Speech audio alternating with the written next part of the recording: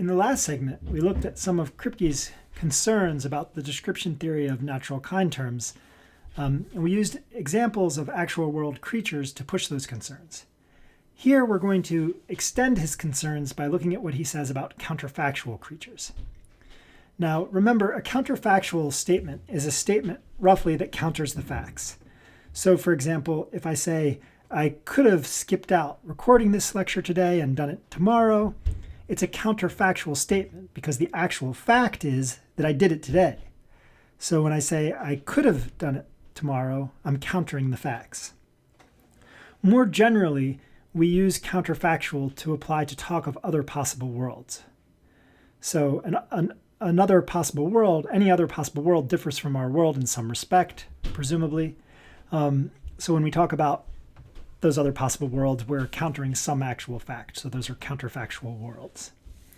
So here on the right, this three-legged tiger, we're supposing is a counterfactual animal. That is, it's an animal, but it's not in the actual world. It's in some other possible world. So it's a counterfactual ordinary tiger. Why is it ordinary? Because it's ordinary for the world that it's in. So this is a counterfactual tiger that is ordinary in its world. So suppose that tigers actually, here in our universe, are all large carnivorous, quadrupedal, and so on animals. So they satisfy the description at the bottom of the screen. And here we have someone in our world thinking about this counterfactual animal. And this person in our world thinking about this counterfactual animal says that's a tiger. Well, if that's right, then being quadrupedal isn't necessary for being a tiger. For a counterfactual creature that isn't quadrupedal might still be a tiger. And the same holds for each of these properties, color and stripedness and so on and so forth. That is, none of these properties is counterfactually necessary. Again, even if all ordinary tigers in the actual world satisfy the description at the bottom of the screen, when we think about some other possible world and we imagine creatures that fail to satisfy that description, they can still be tigers, as this, we're imagining a world where all of those animals that satisfy most of the description are three-legged, and we're saying they're still tigers. So this shows that having these properties is not necessary for being a counterfactual tiger. That is, our term tiger, that mine and yours in this actual world, our term tiger could have applied to three-legged creatures. That is, in another possible world, our uses of the term tiger in this actual world, when we're thinking about that other possible world, do apply to some three-legged creatures. So being three-legged is not necessary for being a tiger. Nor is satisfying the description sufficient. That is, satisfying the whole description sufficient. Why is that? Well, again, suppose that tigers actually satisfy this description at the bottom of the screen. And imagine our person here thinking about this other possible world thinks that is not a tiger of this counterfactual animal. Well, since this counterfactual animal, and let's just suppose we add in the fourth leg so that the counterfactual animal satisfies the whole description. Since the counterfactual animal satisfies the whole description, the description theory of natural kind terms implies that the counterfactual animal is a tiger. So when the person says that's not a tiger, they're definitely wrong. But what Kripke wants you to see is they could be right. So suppose that no such properties are, how is that? Well, just suppose that this counterfactual animal is robotic inside. So it is large, carnivorous, quadrupedal, tawny yellow in color and black, has blackish transverse stripes and a white belly and so on and so forth. That is, this creature here satisfies the entire sense, but is robotic inside. And suppose that in the actual world, the animals that we've been calling tiger are not robotic inside. Then, says Kripke, when we think about this creature, it doesn't count as a tiger. So if this person thinking about this other possible world says that's not a tiger, this person is correct, even though it satisfies the sense, which means the sense doesn't fix the reference counterfactually. That is when we think about other possible worlds. Now, Kripke thinks being an animal is necessary for being a tiger. So if we think about this other possible world and we think about this creature here, it counts as a tiger if it's an animal, but if, as back here where it's robotic inside, it's not, it doesn't count as a tiger. So why is being an animal necessary? Well, from the first time we saw tigers, we thought of them as a natural kind. And we introduced the term tiger to express the concept we formed of that kind. And that kind, thinks Kripke, the kind we had in mind, the kind that we were intending to refer to, is a certain biological kind. So what we had in mind was something like this. And I'm going to go beyond exactly what Kripke says here. I'll talk in a way that's more similar to what Putnam says, but I think it's a little easier to understand and a little more informative. When we first encountered tigers, and we introduced the label tiger to apply to them, to apply to not just one individual tiger, but anything of that kind, anything similar to that tiger. What happened was this. We thought to ourselves, there's probably some underlying essence. There's probably some unity that runs deeper than what I can see. So if I encounter a certain creature, it might not be striped in the same way. It might be vegetarian. It might be three-legged. But it can still be a member of that same kind. It can still have that same underlying essence. So what are these underlying essences? Well, for Putnam, he calls them hidden structures. And the idea of a hidden structure is this. There's some structure inside the thing that is responsible for all of those superficial properties clustering in the way that they do. So the idea goes, this animal, this thing, has some feature that's responsible for it being carnivorous, and that same feature is responsible for it being quadrupedal, and that same feature is responsible for it being tawny yellow in color, and so on. So there's some hidden essence that we can't see on the surface that's unifying all of these things that are superficially similar, and it's what's responsible for their sharing those very unifying characteristics. Well, in the case of tiger, it might be something like a particular kind of DNA. So that's the kind we're referring to, anything with that DNA. And if something with that DNA, because of, say, a minor variation or a weird environmental circumstance, say because of a weird environmental circumstance becomes vegetarian, it's still a tiger. And if something that mostly has that DNA because of some weird small mutation is albino, it's still a tiger. It's an albino tiger. Okay, so that's the basic idea.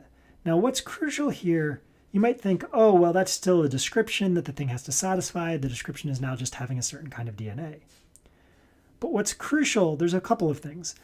First and foremost, having that DNA is not something anybody, or I should say, is not something that would be required of a competent user of the expression. That is, one can be a competent user of the expression tiger without knowing anything about DNA, and certainly without being able to identify the particular kind of DNA that is unique to tigers. Now, you might worry that if we introduce having a particular kind of DNA as a substitute for being a large carnivorous quadruped and so on, we're just substituting one description for another. But there's a crucial difference.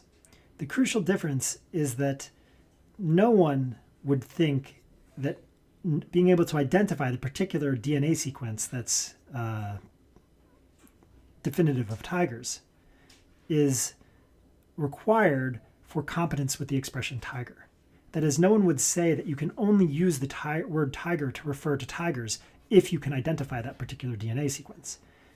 After all, if that were so, then the vast majority of us couldn't use the word tiger to refer to tigers. But of course we can. You can walk along with the zoo and point at something and say that's a tiger, and you've successfully referred to a tiger.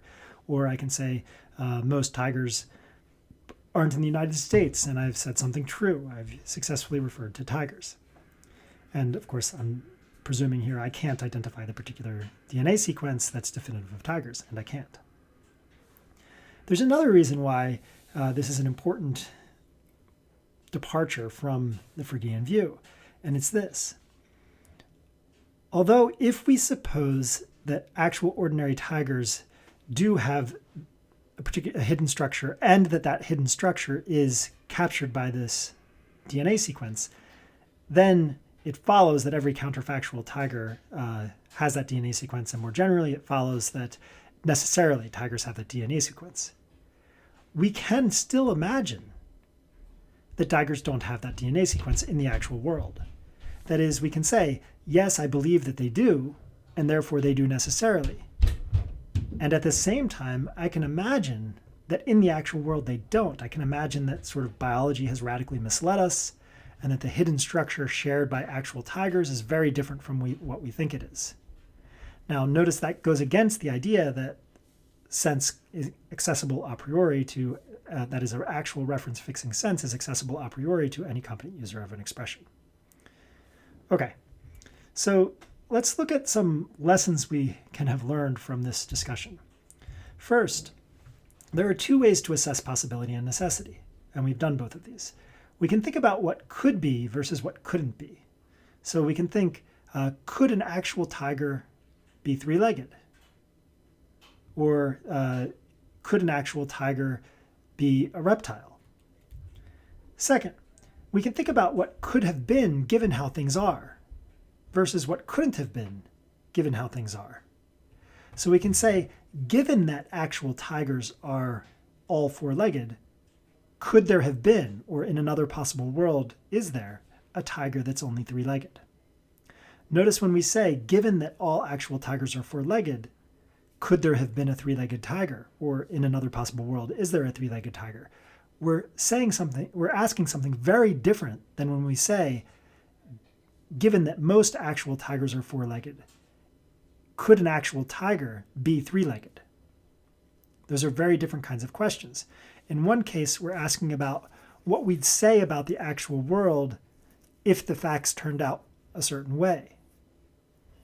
And in the other case, we're asking about what we'd say about another possible world, given that the facts in the actual world have turned out a certain way.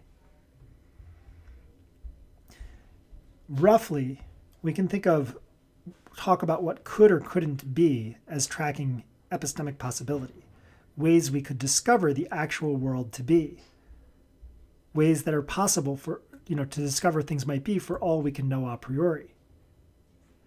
Whereas when we talk about two, we're talking about metaphysical possibility. We're saying, let's suppose we fix the actual facts.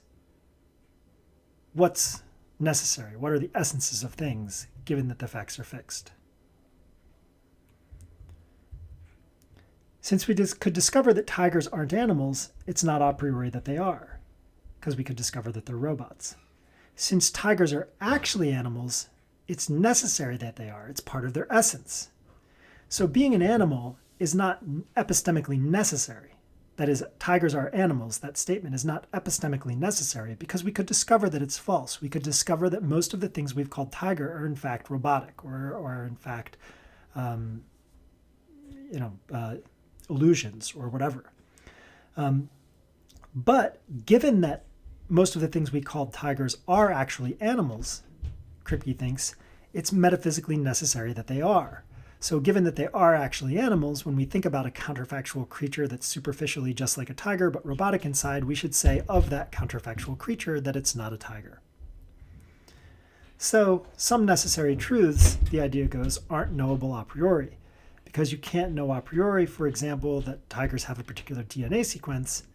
But, says Kripke, that's a necessary truth because having that DNA sequence, to use Putnam's jargon, is the hidden structure of tiger and is therefore the essence and is therefore necessary. It's something the tiger has in all possible worlds. Okay, we're going to stop this segment there.